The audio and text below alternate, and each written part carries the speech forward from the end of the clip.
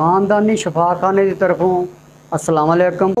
जेड़े बंदियां नूं मोशन लग जाते आ, पेचस लग जाते आ, ते उन्हां नूं रोकण वास्ते सिर्फ इको दिन च इंशाअल्लाह बफजले खुदा पेचस मोशन सब खत्म।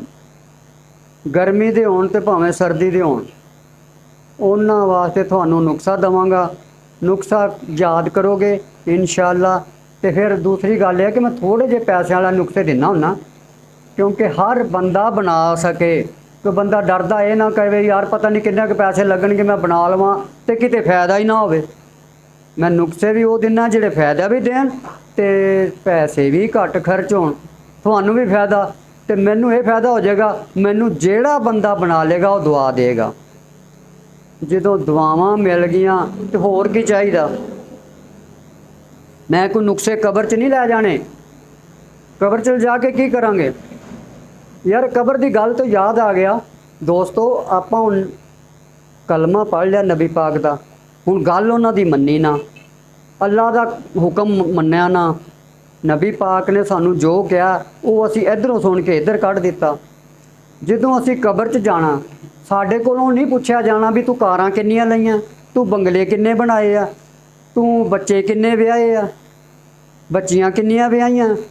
सब तो पहले जिहड़े सवाल होने आ उन्हां दा पेपर याद कर लीए।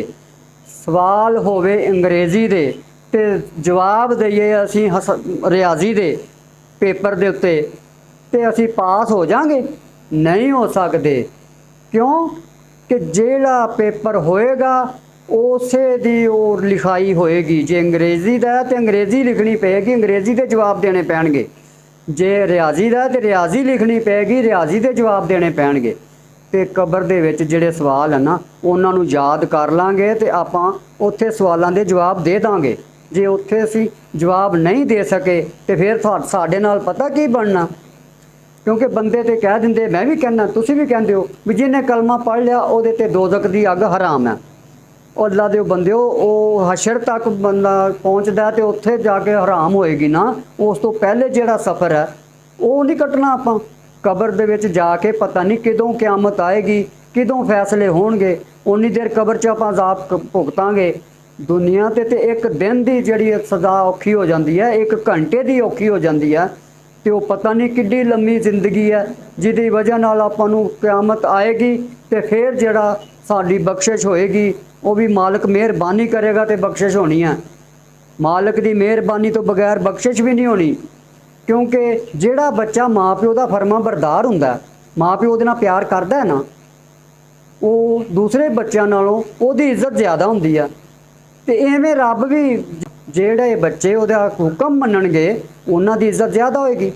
तो क्यों ना आपां हुक्म मन के अपनी इज्जत बना लीए। बाकी तो उन्हें माफ़ी तो अपनी मर्जी नाल ही देनी है ना, उन्हें अपनी रहमत नाल बख्शना सानू। लेकिन आपां तो कोशिश करिए। हुण आपां कोशिश ही ना करिए यार, अपना ज़हन ही दूसरे पासे लग्या रहे तो फिर तो नहीं ना गल बनदी।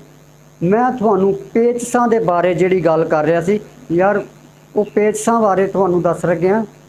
पेचस बेली जिन्ने भी ज़्यादा होण, तुखमे रिहान लेना 1 चमचा सुबह दोपहर शाम, दिन च 4 दफ़ा भी इस्तेमाल कर सकते हो। खा के कोई भी शरबत पी लो, ना ही कोई शरबत मिलता तो शक्कर घोल के ओदा शरबत बना के पी लो। इंशाअल्लाह बफजले खुदा पहले दिन ही पेचस ख़त्म।